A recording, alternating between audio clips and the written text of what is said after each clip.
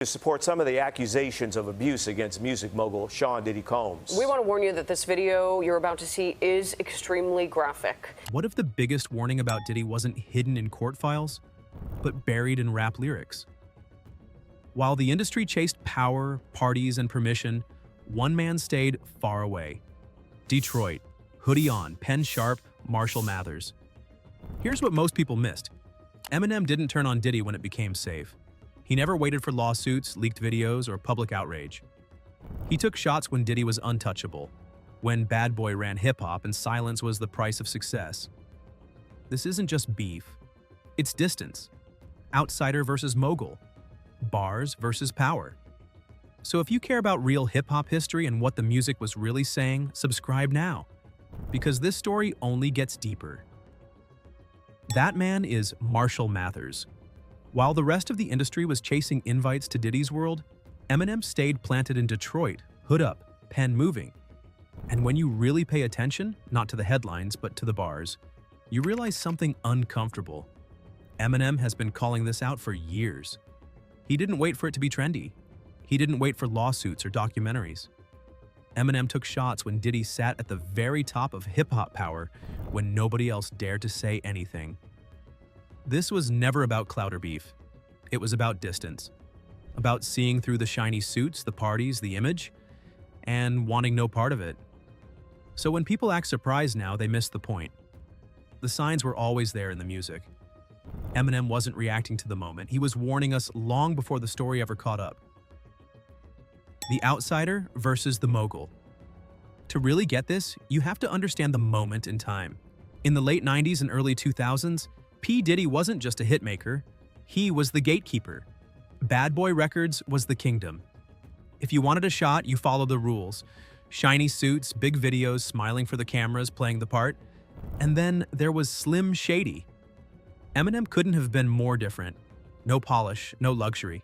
Just anger, hunger, and raw skill. He wasn't chasing champagne or approval. From the jump, the clash wasn't personal, it was philosophical. And it started early. Go all the way back to 1996, before Eminem was famous, before the world knew his name.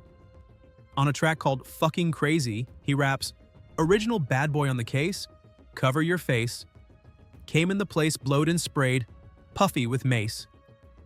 At the time, it sounded like pure shock rap. A broke kid throwing a wild line at the biggest name in the room just to get noticed. But in hindsight, it set the tone. Eminem wasn't scared of the boss.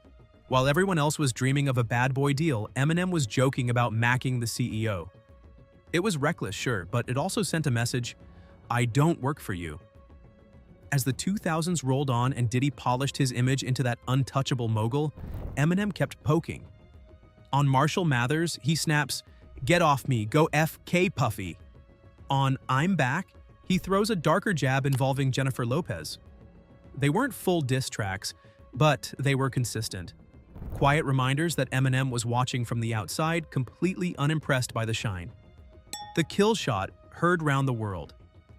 In 2018, the tone changed. What once sounded like jokes suddenly felt serious.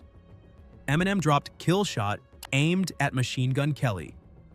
While the world focused on the MGK beef, most missed the line at the end. Kells, the day you put out a hit's the day Diddy admits. Ahan, that he put the hit out that got Pac killed. For years, rumors about Diddy's alleged involvement in Tupac's murder had circulated and been denied. At the time, Diddy's image was still protected. Mogul, philanthropist, untouchable. And yet Eminem put that accusation on one of the biggest records of the year. He followed it with, "I'm just playing, Diddy. You know I love you." But it didn't land like a joke. Joe Budden later said he called Diddy about the line.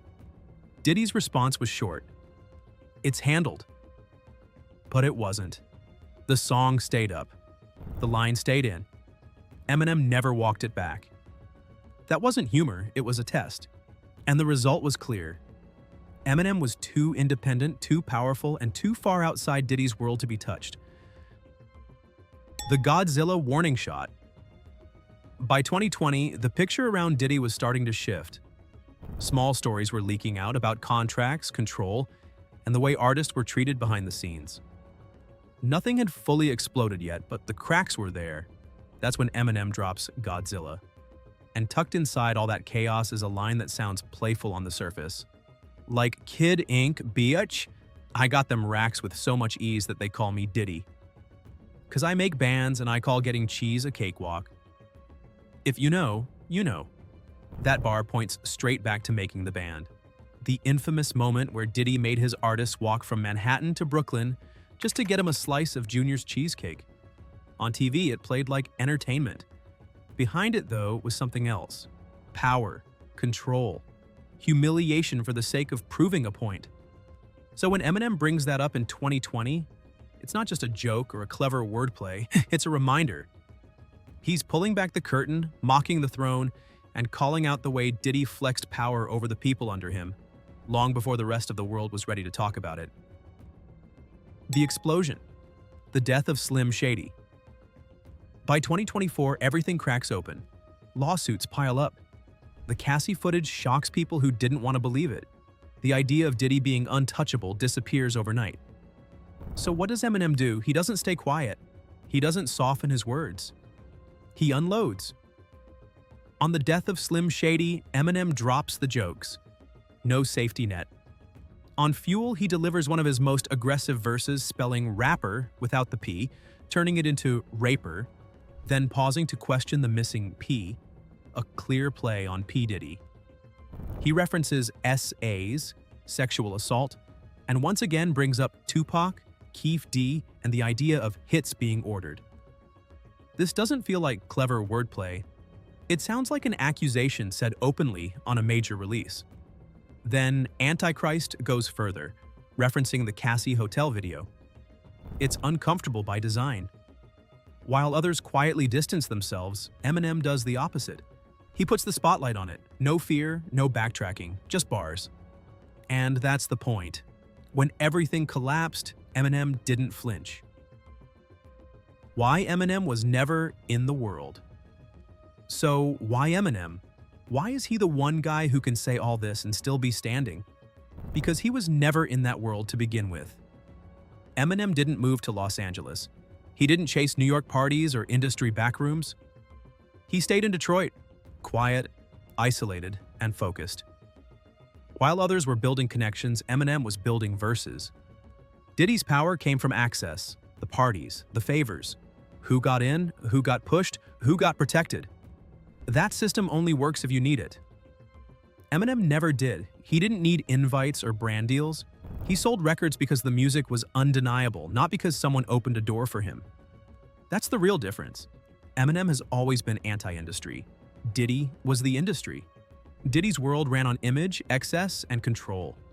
Eminem's world was notebooks, hoodies, and raw skill. Those two paths were never meant to cross.